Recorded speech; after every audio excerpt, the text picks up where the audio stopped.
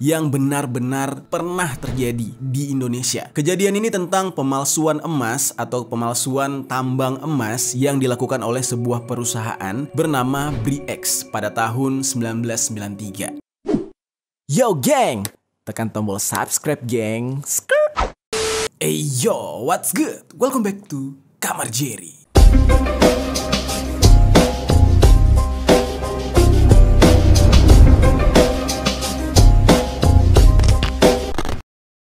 Geng. Oke, hari ini kita bakal ngebahas mau ngantuk lagi nih. Ngopi dulu kali ya? Ya udah, cut dulu ya. Oke, ngopi dulu deh. Di tengah-tengah syuting, biasanya gue itu jenuh plus ngantuk. Paling asik kalau udah ngantuk kayak gini, kita ngaso dulu sambil nyeduh kopi. Tapi kali ini gue gak mau nyeduh kopi yang biasa, karena gue menemukan sebuah formula baru yang mantep banget, namanya Pikopi Gula Aren. Pikopi Gula Aren ini bukan kopi biasa. Rasa kopinya dan aroma gula arennya benar-benar paten. Pikopi Gula Aren ini bisa kalian sajikan cukup pakai air panas doang, atau kalau misalkan mau dingin tinggal ditambahkan es batu. Rasanya enak banget. Nah, sekarang gue mau ngajak kalian buat bikin es Pikopi Gula Aren ala Kamar Jerry pakai es batu. Let's go. Oke, pertama-tama sediakan dulu cups atau gelasnya. Terus jangan lupa beli Pikopi Gula Aren di toko-toko terdekat. Gunting bagian ujungnya sedikit aja. Aroma gula arennya udah kerasa banget nih geng. Harum banget. Tuangkan air panas secukupnya. Kalau gue sih sukanya yang kental ya, jadi air panasnya dikit aja. Nah, segini cukup. Aduk-aduk sampai merata. Aroma gula arennya. Langsung kita tambahkan es batu secukupnya. Sekarang kita tutup. Oke geng, es Pikopi Gula Aren ala Kamar Jerry siap disajikan. Langsung aja nih kita cobain ya.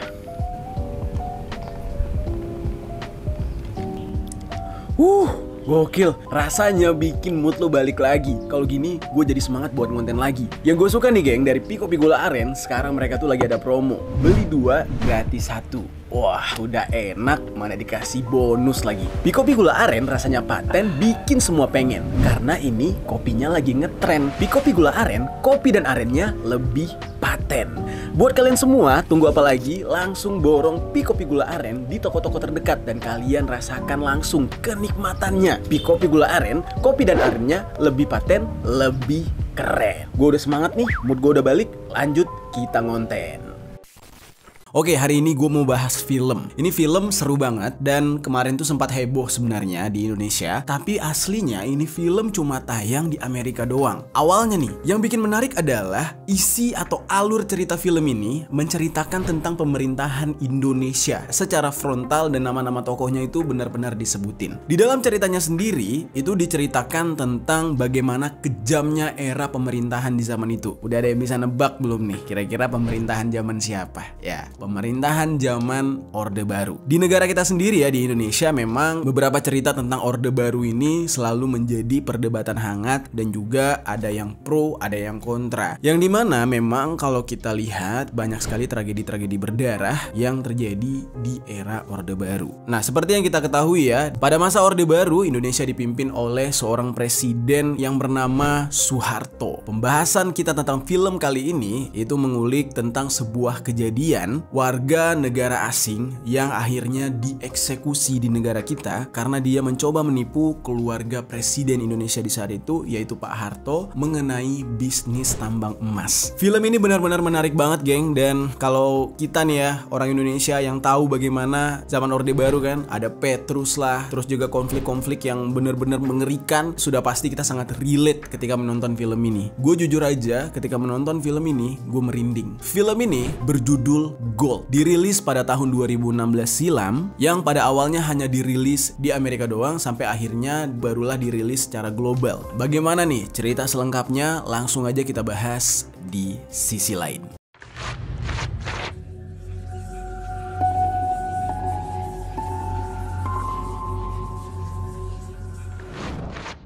Oke, sebelum kita bahas alur ceritanya, kita bahas dulu nih ya, film Gold ini sebenarnya film apa sih?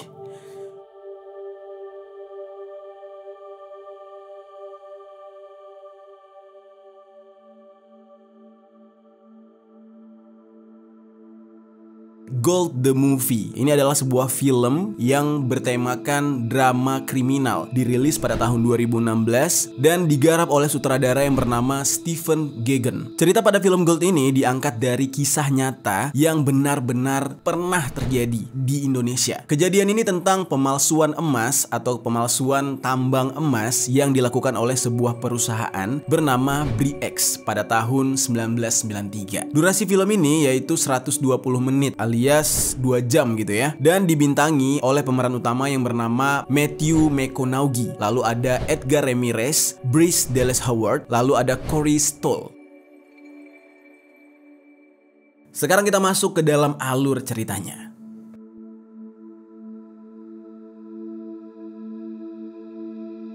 Cerita ini berawal pada tahun 1981. Di dalam ceritanya, seorang pria kulit putih bernama Kenny Wells, ini diperankan oleh Matthew McConaughey ya. Dia ini bekerja di sebuah perusahaan tambang mineral milik ayahnya yang bernama Weshu. Setelah 7 tahun berjalan, ternyata perusahaan tambang ini bangkrut gara-gara ayah dari Kenny itu meninggal dunia. Di saat itu, Kenny masih ingin meneruskan perusahaan tambang milik keluarganya ini. Dia berusaha untuk mencari solusi agar perusahaan Weshu ini tidak bangkrut. Lalu pada suatu hari di tahun 1988, ketika itu jam menunjukkan pukul 11 malam, Kenny itu berada di sebuah bar yang merupakan milik pacarnya. Pacarnya ini bernama Kay. Kenny masih berusaha untuk membangkitkan perusahaan ayahnya yaitu Weshu, walaupun harus menumpang di bar milik sang pacar. Lalu tiba-tiba Kenny ini teringat kepada seorang ahli geologi bernama Mike Costa. Mike ini dari track recordnya, dia itu adalah seorang penemu tambang terbesar yang ada di Asia Tenggara. Nah, memang secara track record dia ini adalah ahli geologi yang benar-benar profesional. Di saat itu Mike pernah bercerita kepada Kenny. Dia mengatakan kalau ada sebuah wilayah di Indonesia yang memiliki potensi mineral yang harus digali karena berada di zona Ring of Fire.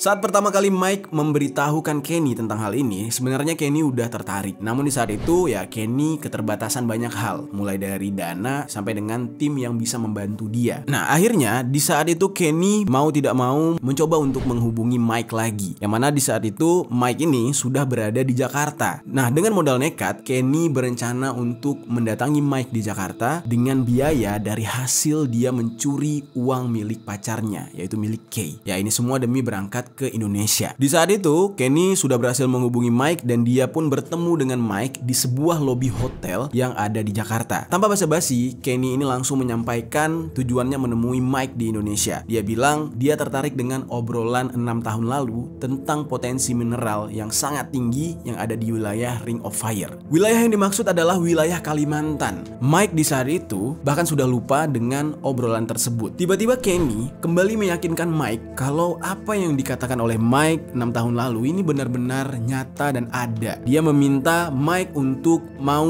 menemani dia menuju ke Kalimantan dan melakukan eksplorasi tentang keberadaan mineral tinggi ini. Di saat itu Mike juga pernah mengatakan mineral tinggi yang dimaksud itu juga mengandung emas. Jadilah di saat itu Kenny benar-benar menggebu-gebu. Dia benar-benar pengen melakukan eksplorasi di Kalimantan dan dia bersedia untuk membackup segala biaya yang dibutuhkan selama eksplorasi di sana. Nah, lalu singkat cerita, akhirnya Mike pun mengiyakan keinginan Kenny. Mereka terbang ke Kalimantan menyusuri Sungai Busang yang ada di Kalimantan Timur. Ya, mungkin di sini ada teman-teman dari Kalimantan ya yang tahu di mana lokasi Sungai Busang ini. Coba tinggalkan komentar di bawah. Oke, kita lanjut. Mike ini membawa Kenny ke sebuah bukit dan menunjukkan sebuah wilayah yang akan dijadikan target untuk melakukan penambangan. Akhirnya, ketika Mike sudah menunjukkan lokasi tersebut, Kenny benar-benar terpukau dan dia melihat ada masa depan di sana. Mereka datang ke Kalimantan dengan ya kondisi seadanya, dan bahkan di saat Kenny menanyakan kepada Mike berapa kira-kira biaya yang dibutuhkan untuk melakukan eksplorasi, Mike pun menyebutkan jumlahnya dan mereka membuat sebuah perjanjian. Perjanjian tersebut tertulis di atas sebuah sapu tangan. Nah, setelah Mike menunjukkan lokasi dan Kenny pun yakin dengan eksplorasi tersebut, akhirnya Kenny berangkat kembali ke Amerika. Tujuannya untuk mencari pemodal alias mencari dana. Di saat itu, obrolan tentang Indonesia di telinga orang asing memang menjadi obrolan yang cukup manis, geng. Yang dimana setiap kali orang mendengar nama Indonesia di masa itu bagaikan mendengar nama sebuah daerah yang terlihat seperti surga. Karena ya kita tuh kaya akan sumber daya alam. Di saat itu, ketika Kenny berada di Amerika, dia menyampaikan semua maksudnya kepada investor untuk membuka sebuah pertambangan di Indonesia, yaitu tepatnya di wilayah Busang, Kalimantan Timur. Nah, semua investor benar-benar tertarik. Mereka bersedia untuk memberikan modal demi keperluan eksplorasi. Dalam waktu singkat, Kenny ini berhasil mengumpulkan uang dari investor sebanyak $250.000. Nah, singkat cerita, dia langsung menghubungi Mike dan memberitahukan kalau mereka akan segera memulai pertambangan mereka di wilayah Busang, Kalimantan Timur. Kenny pun kembali ke Indonesia. Mereka memulai eksplorasi penambangan. Di saat itu mereka membuat sampel yang diambil dari emas yang terdapat dari bebatuan penambangan untuk diajukan ke investor.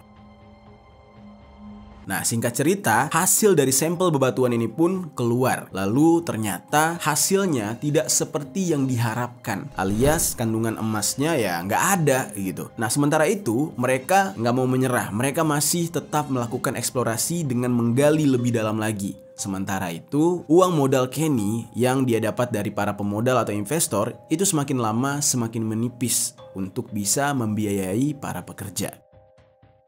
Singkat cerita, uang ini pun akhirnya habis. Sementara eksplorasi belum selesai. Mereka belum berhasil menemukan kandungan emas di bebatuan tempat mereka menambang. Nah, akhirnya satu demi satu pekerja mulai meninggalkan penambangan tersebut dan berhenti bekerja karena tidak mendapatkan upah. Di saat itu, Mike memutar otak nih gimana caranya supaya penduduk lokal ini tetap mau bekerja membantu mereka. Ya walaupun dengan tidak dibayar. Nah, di saat itu dia mencari tahu apa yang dibutuhkan oleh warga lokal. Ternyata yang dibutuhkan oleh warga lokal adalah sarana air bersih. Karena di saat itu warga lokal hanya mengambil air dari sungai, yang mana itu jelas tidak 100% murni dan bersih. Jadilah Mike ini meminta sisa uang kepada Kenny untuk membeli sebuah filter air. Dari filter air inilah dia mencoba untuk membantu warga lokal sehingga warga lokal kembali simpati kepada dia dan para warga lokal ini mau membantu Kenny dan Mike lagi untuk melakukan eksplorasi tambang emas mereka. Hari demi hari berlalu, kesulitan demi kesulitan akhirnya terlewati. Di saat itu Kenny benar-benar sudah mulai putus asa. Ditambah lagi ternyata berada berhari-hari di dalam hutan itu membuat tubuh dia terkena penyakit. Pada suatu hari Kenny ini harus terbaring sakit gara-gara terkena malaria. Dan ini membuat dia harus beristirahat selama berminggu-minggu sehingga tidak dapat mengontrol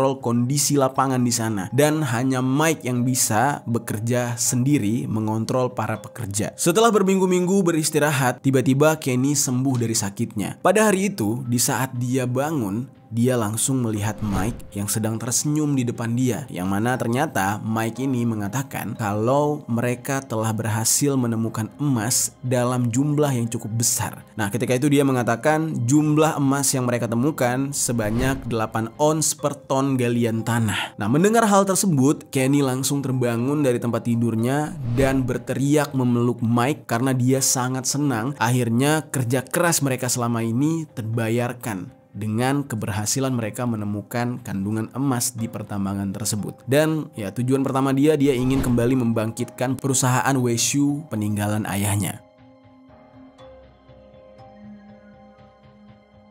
Lalu beberapa hari kemudian, Kenny berencana ingin kembali ke Amerika Serikat untuk menginformasikan kepada para investor tentang penemuan tambang emas di Busang ini. Sementara itu, Mike tetap berada di Kalimantan. Di saat itu Kenny sekaligus membangkitkan kembali perusahaan peninggalan ayahnya yaitu Weshu, dan hal ini tidak membutuhkan waktu lama. Perusahaan ini langsung bangkit dari kebangkrutannya. Dan hal ini menarik perhatian dari perusahaan tambang yang lain. Nah, lalu Kenny menemui Coleman and Mid Capital Group untuk menjadikan mereka sebagai pemodal dalam bisnis pertambangan ini. Nah, terus diiringi Mike yang berada di Kalimantan mengabari Kenny kalau temuan emas yang ada di pertambangan baru mereka ini semakin lama semakin meningkat mencapai 10 juta ons.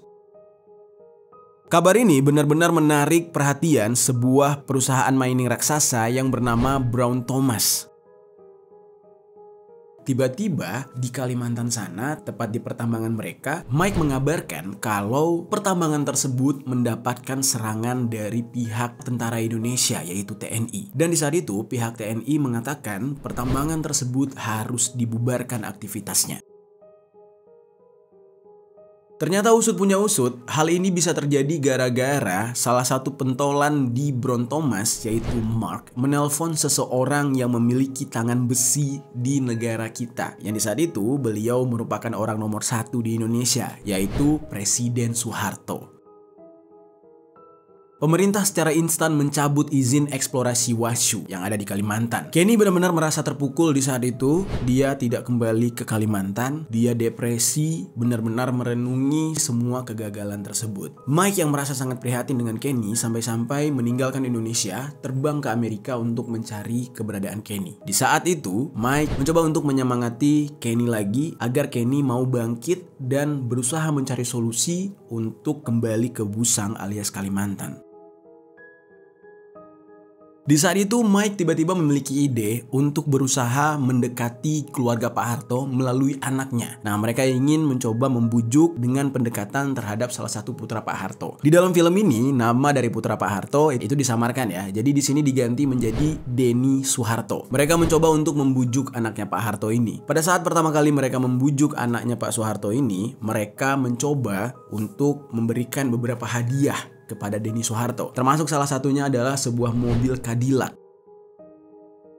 Nah, ternyata Denny Soeharto tidak menolak tawaran dari Mike dan juga Kenny. Dia menerima tawaran tersebut, lalu akhirnya Mike dan Kenny berhasil membujuk Denny Soeharto agar bisa mempengaruhi ayahnya, yaitu Presiden Soeharto, untuk memberikan kembali pertambangan yang ada di Busang kepada Washu, yang merupakan perusahaan milik Kenny. Di saat itu dealnya adalah Denny Soeharto akan memberikan 15% hasil pertambangan kepada perusahaan Washu. Pak Harto menyetujui permintaan tersebut karena memang beliau di saat itu sedang mencarikan sebuah bisnis untuk anaknya ini, yang mana dikatakan anaknya ini sering sekali membangun bisnis tapi gagal terus, dan dia berharap untuk bisnis pertambangan ini bisa berhasil. Akhirnya Presiden Soeharto pun di saat itu memutuskan kontrak dengan Brown Thomas. Pihak Brown Thomas itu tidak boleh lagi menambang di daerah Busang.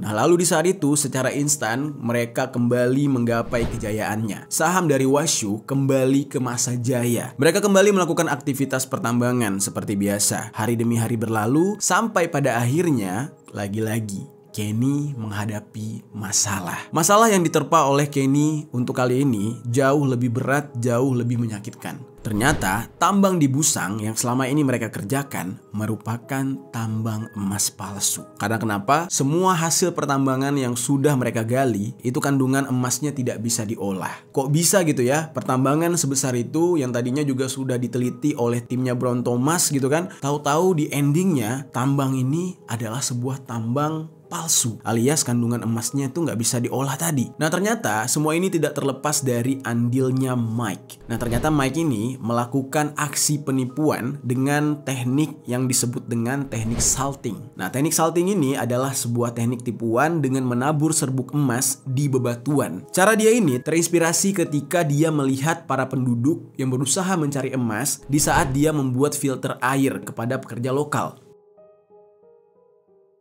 Dan alhasil di saat itu, pihak Wall Street menangguhkan saham dari Washu, yang mana ternyata Mike ini penipuannya nggak main-main. Dia bahkan sudah mencairkan semua stok saham Washu yang diperkirakan sebanyak 164 juta dolar dari hasil penipuan emas tersebut. Di saat itulah Kenny benar-benar kaget dan dia tidak bisa menghubungi Mike lagi. Nah, ternyata di saat itu Mike sudah kembali ke Jakarta.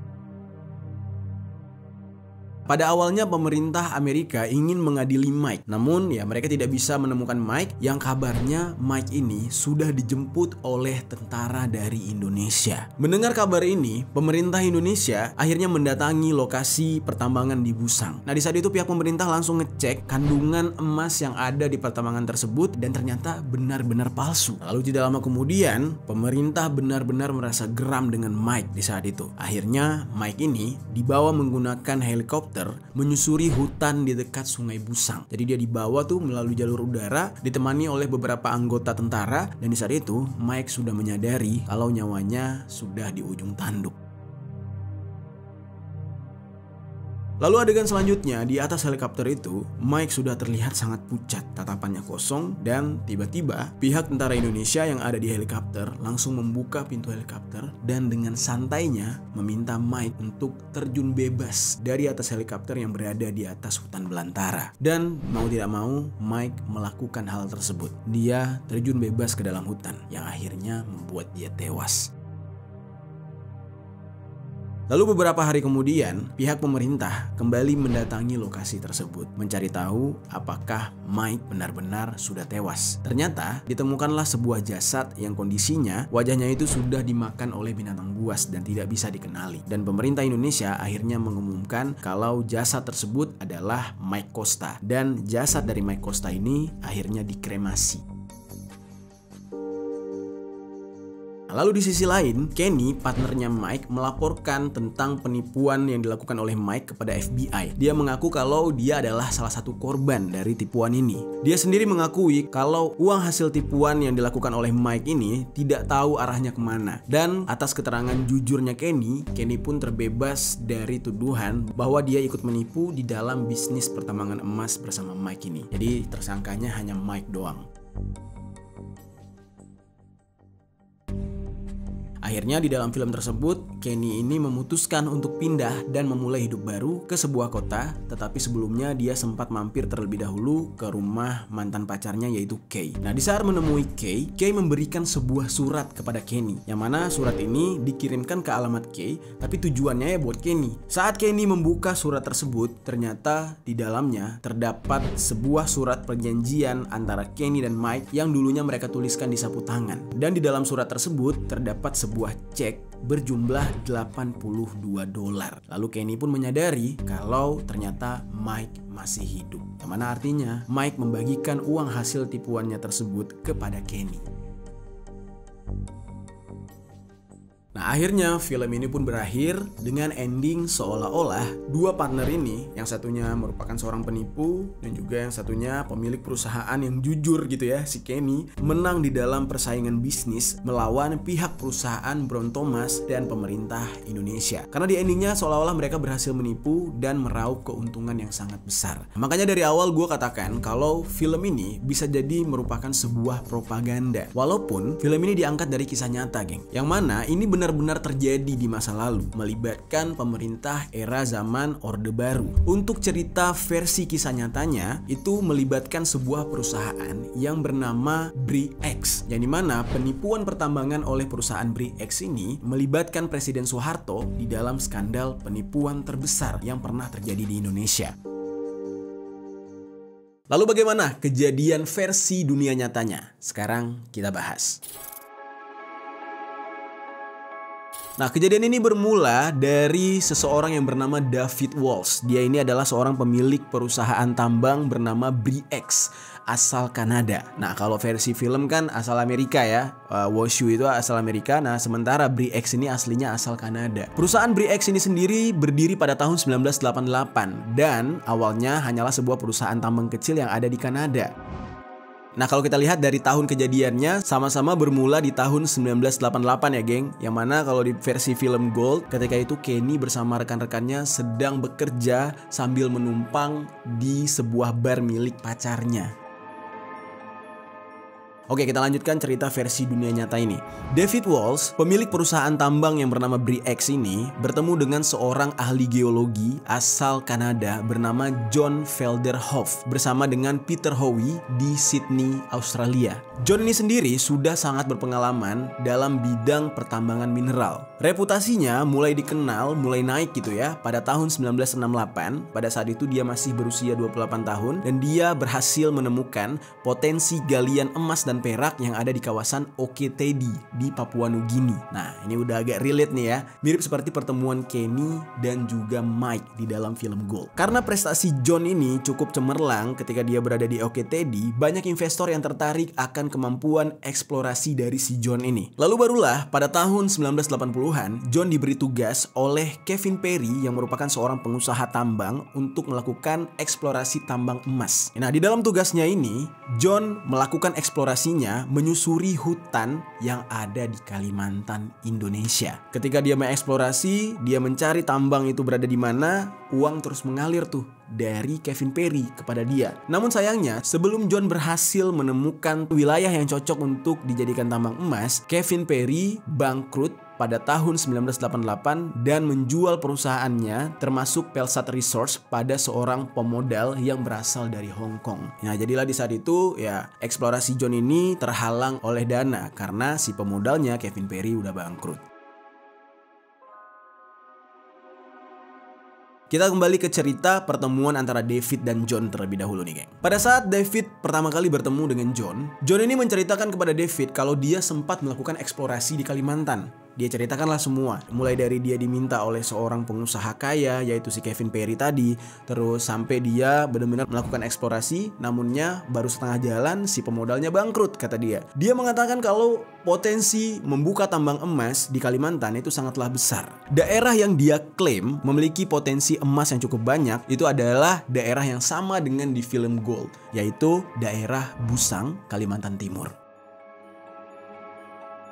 Setelah pertemuannya itu, David ini terus terngiang-ngiang lah tentang apa yang disampaikan oleh John terkait potensi emas di Busang, Kalimantan Timur. Sehingga akhirnya David ini menyimpan obrolan tersebut yang mana suatu hari nanti dia bakal mencari cara agar bisa mewujudkan membuat sebuah tambang emas bersama John. Nah, lalu singkat cerita, beberapa tahun kemudian David ini mendirikan sebuah perusahaan yang bernama BRIX. Perusahaan yang dia dirikan ini tidak lain dan tidak bukan tujuannya adalah ingin mewujudkan apa yang dikatakan oleh John tentang tambang emas di Busang, Kalimantan Timur. Nah, jadilah setelah dia membuat perusahaan BRIX ini, dia kembali mencari atau menghubungi John Velderhof. Sebelum dia bertemu dengan John, sebenarnya perusahaan yang dia bangun yaitu BRIX itu sudah melakukan beberapa pekerjaan pertambangan. Salah satunya adalah di kawasan Yellowknife. Tambang BRIX di kawasan Yellowknife ini ternyata mengalami kegagalan penambangan. Nah, di saat itu David ini tidak mampu menarik minat investor untuk membiayai dana eksplorasi bagi penambangan di kawasan Yellowknife tersebut. Alhasil, saham dari BRIX anjlok pada tahun 1992.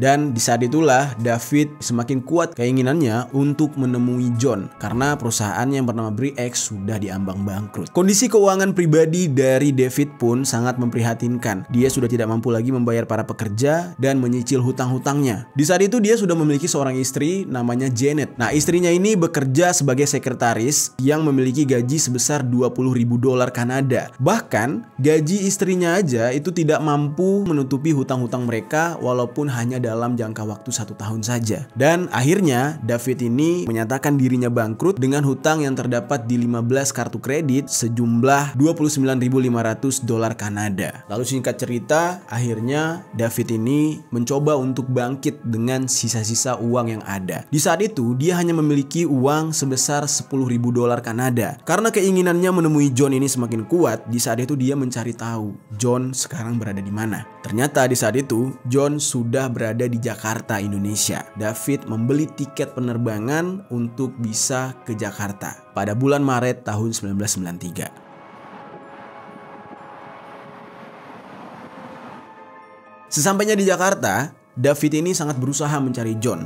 yang dimana di saat itu dia tidak mengetahui John ada di mana. Berbekalkan informasi yang minim, akhirnya setelah 1 minggu di Jakarta, dia baru bisa menemui John. Di saat itu dia tanpa basa-basi langsung mengatakan kepada John kalau dia sangat ingin membangun sebuah penambangan emas di kawasan Busang, Kalimantan Timur. sesuai dengan apa yang dikatakan oleh John beberapa tahun lalu. Pertemuan mereka ini terjadi di sebuah hotel yang bernama Hotel Sari Pacific yang terletak di kawasan Jakarta. John di saat itu tidak sendirian, dia membawa seorang teman yang merupakan seorang geolog juga asal Filipina yang bernama Michael de Guzman. Michael de Guzman ini dulunya merupakan seorang pegawai di Pelsat Resource. Nah, tetapi setelah Pelsat ini diakuisisi, Michael de Guzman ini dipecat karena dianggap menyalahgunakan uang perusahaan. Dan kemudian Michael ini dipekerjakan kembali setelah Pelsat ini dijual ke Dharmala Group, yang mana pada akhirnya Dharmala Group ini dirubah namanya menjadi PT Minindo Perkasa Semesta. Nah, namun sayangnya PT ini tidak berlangsung lama.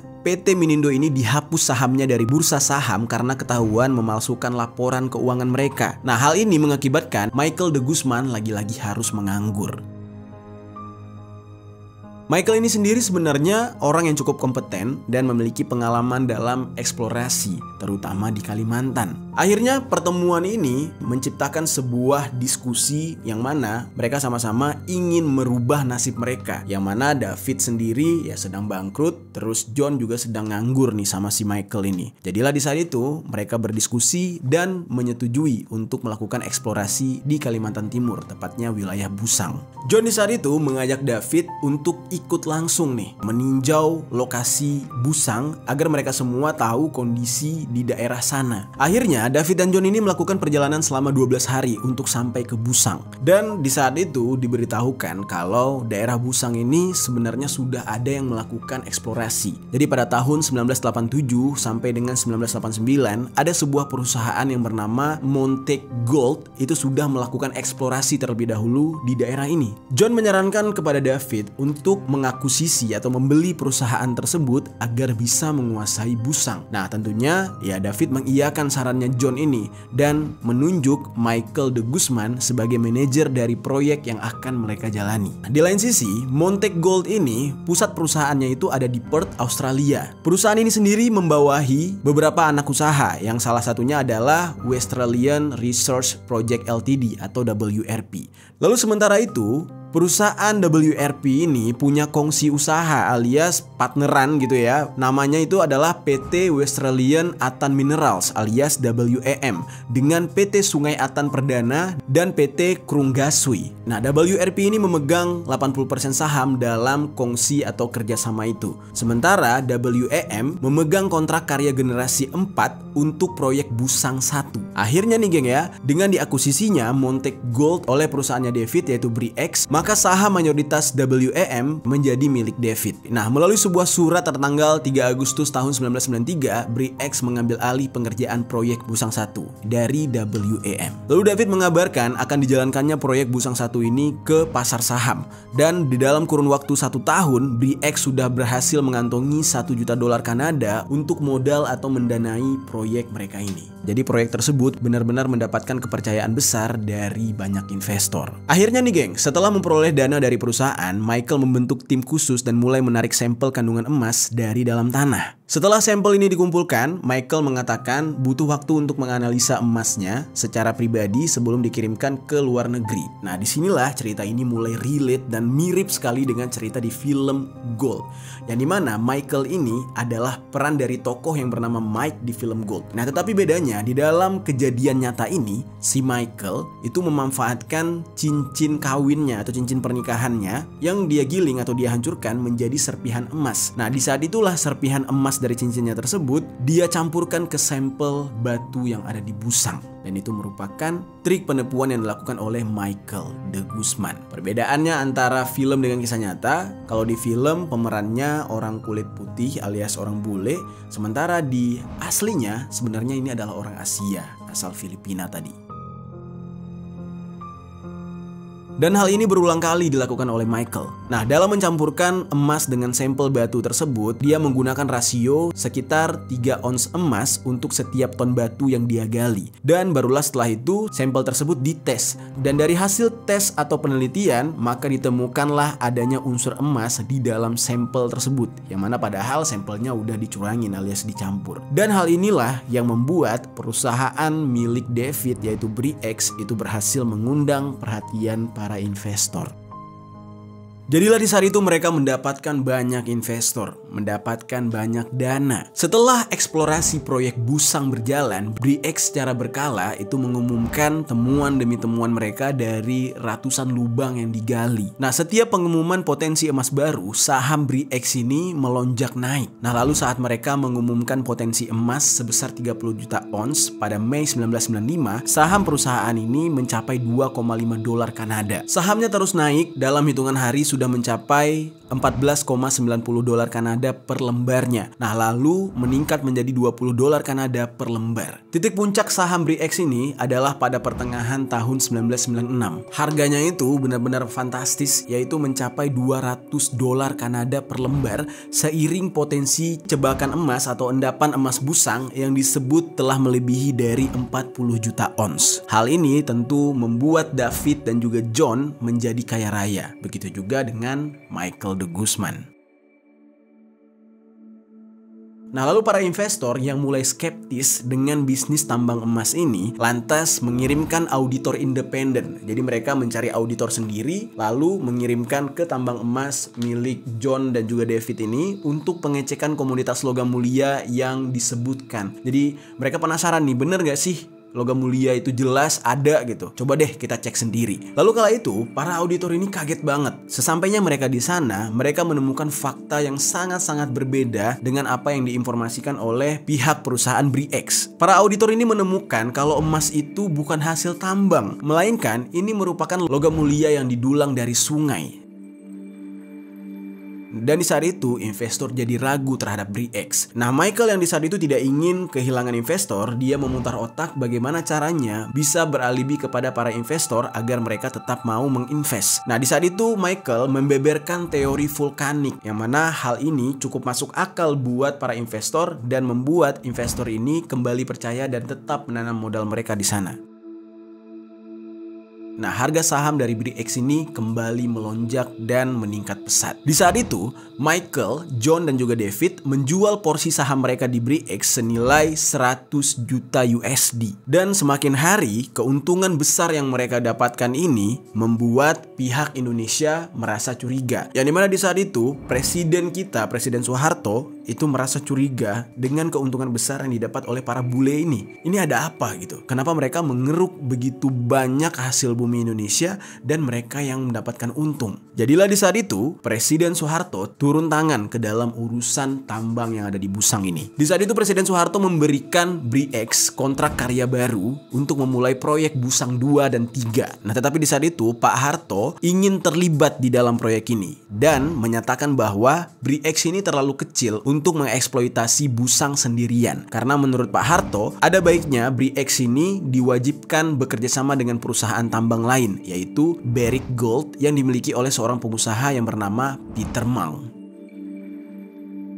Ternyata nih geng ya, di belakang semua itu bukan tanpa alasan Presiden Soeharto mewajibkan BRIX bekerja sama dengan Barrick Gold milik Peter Mang ini. Ternyata Barrick Gold ini memiliki hubungan khusus dengan Presiden Soeharto karena Barrick sempat mengirimkan utusan ke Presiden Soeharto untuk memberikan sebuah surat dari mantan Presiden Amerika Serikat di saat itu, yaitu George Bush, dan mantan Perdana Menteri Kanada Brian Mulroney. Kedua tokoh penting ini menjadi dewan penasihat di Barrick, dan isi surat yang dibawakan oleh perwakilan Barrick ini menyarankan agar mengikut sertakan Barrick di dalam kontrak karya proyek Busang 2 dan 3 kepada Presiden Soeharto. Dan di saat itu, dua anak Presiden Soeharto itu tertarik untuk ikut bergabung di dalam proyek ini. Salah satunya adalah Pak Sigit Hardjojujanto sebagai pemilik PT Panutan Daya.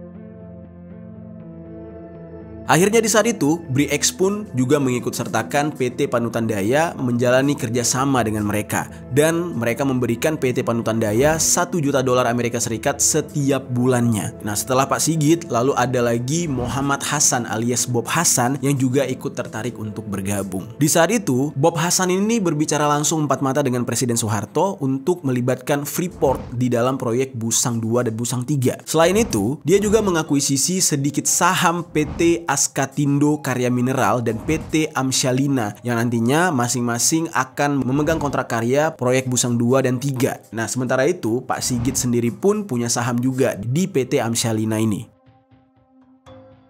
Nah, jadilah proyek Busang 2 dan Busang 3 ini menjadikan BRIEX harus bergabung dengan beberapa perusahaan dalam melakukan eksplorasi. Nah, namun bentuk kerjasama inilah yang akhirnya membawa petaka tersendiri buat BRIEX. Sekarang kita masuk ke dalam tahap kehancuran perusahaan BRIEX ini.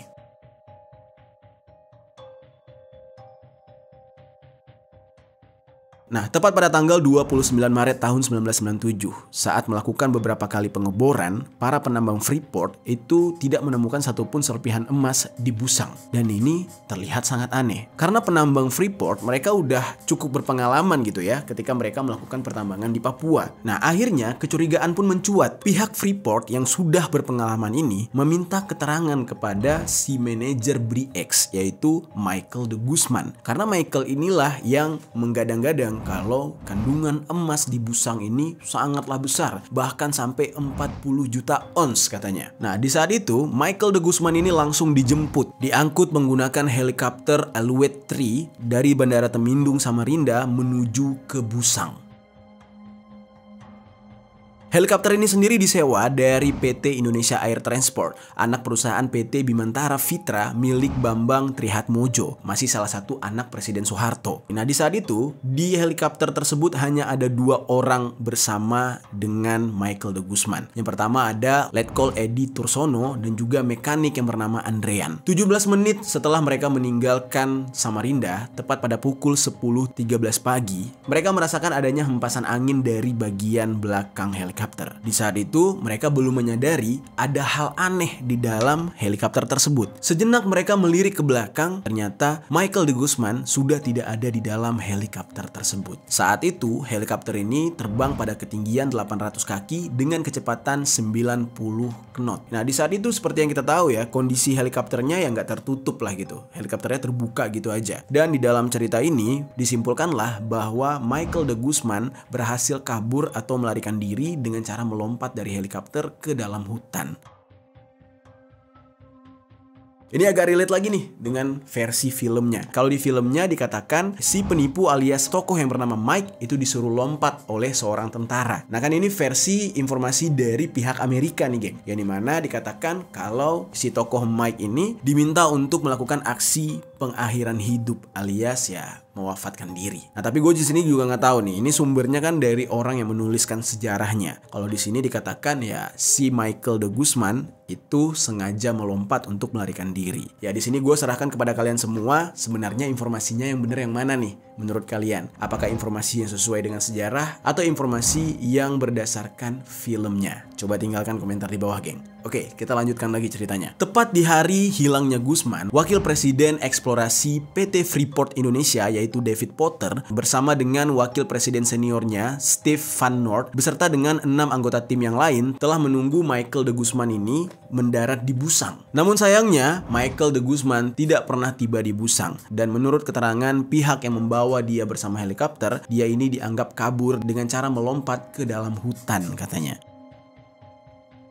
Sementara itu, pihak Freeport akhirnya ikut mengambil sampel di sana dan memeriksa kandungan emas Busang di lab mereka sendiri dan hasilnya benar-benar mengecewakan. Benar-benar jauh dari apa yang digembar-gemborkan oleh pihak BRIEX bersama Michael de Guzman selama ini. Lalu kemudian, karena mendapatkan informasi atau laporan kalau Michael de Guzman sudah melompat dari helikopter, akhirnya pihak pemerintah membentuk tim penyelamat untuk mencari Michael de Guzman di dalam hutan dalam kondisi mati maupun hidup. Beberapa hari kemudian akhirnya tim penyelamat berhasil menemukan sesosok mayat di dalam hutan, persis posisinya di mana diperkirakan Michael de Guzman melompat dari helikopter. Kondisi mayat tersebut benar-benar mengerikan ya, ditemukan tanpa kepala dan kakinya sudah hilang. Nah, lalu seorang dokter dari perusahaan BRIEX ditemani bersama jenderal dari Filipina yang bernama Jerry Elo yang mengatakan bahwa mayat tersebut benar adalah mayat dari Michael de Guzman. Kabarnya mengapa kepalanya hilang, kakinya hilang, ini gara-gara mengalami dekomposisi atau rusak karena tubuhnya ini dimakan oleh hewan buas di dalam hutan.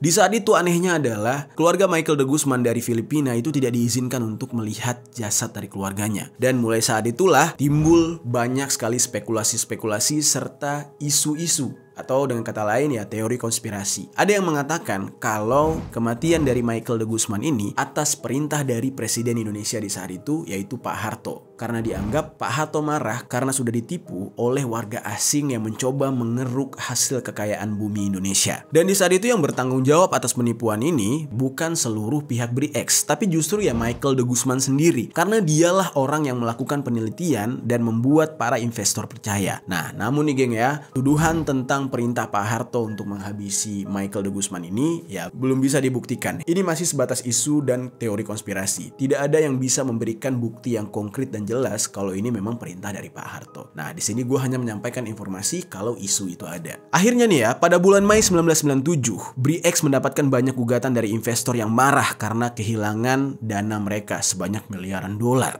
Di antaranya adalah ada organisasi yang bergerak pada sektor publik seperti dana pensiun di Ontario, dana pensiun di Quebec, dan juga dana pensiun Asosiasi Guru Ontario. Bayangin tuh, dana pensiun dimasukkan ke dalam saham gitu ya, diinvestkan ke dalam perusahaan ini yang harusnya nanti itu jadi dana buat orang-orang yang sudah pensiun atau para pensiunan, akhirnya hilang lenyap begitu saja. Juga ada Peter Mang, pemilik Barrick Gold, juga memprotes penipuan yang dilakukan oleh BRIEX ini. Akhirnya BRIEX menyatakan mereka bangkrut pada tanggal 5 November tahun 1997. Lalu David pindah ke Bahama pada tahun 1998 karena merasa sangat malu dengan kejadian ini. Akhirnya David hidup di Bahama, menyendiri, memisahkan diri karena kasus ini. Sementara John tidak diketahui keberadaannya di saat itu. Nah, namun selama David hidup di Bahama, dia pernah didatangi oleh 2 orang bersenjata yang masuk ke dalam rumahnya. Dicurigai kedua orang ini adalah orang suruhan dari salah satu investor yang menanam modal di BRIEX pada masa penambangan di Busang. Yang dimana kedua orang ini masuk ke dalam rumah David dan mengancam akan menembak atau mengeksekusi David apabila dia tidak memberikan seluruh uangnya. Namun di saat itu David berhasil lolos dari ancaman tersebut dengan bernegosiasi kepada 2 orang eksekutor tadi. Di akhir hayatnya, David ini meninggal dunia pada 4 Juni tahun 1998 akibat penyakit aneurisma otak. Sedangkan John yang awalnya tidak diketahui keberadaannya, akhirnya ditemukan di sebuah desa di Filipina, yang mana dia mendapatkan tuntutan dari Ontario Securities Commission dengan tuduhan insider trading pada bulan Mei tahun 1999. Dan pada akhirnya John meninggal dunia pada tanggal 28 Oktober tahun 2019 silam di umur 79 tahun di sebuah desa yang berada di Filipina. Sedih banget ya. Gila geng. Ternyata pernah terjadi kejadian yang kayak gini di negara kita. Dan ini benar-benar menyeramkan. Ada ya orang yang berani main-main sama Presiden Soeharto. Itu sadis sih. Lalu bagaimana geng? Menurut kalian apakah cerita ini benar-benar sama dengan cerita di Gold? Mana yang lebih kalian percaya? Sejarah yang dituliskan secara nyata ini atau versi film yang dituliskan oleh pihak Amerika? Coba tinggalkan komentar di bawah.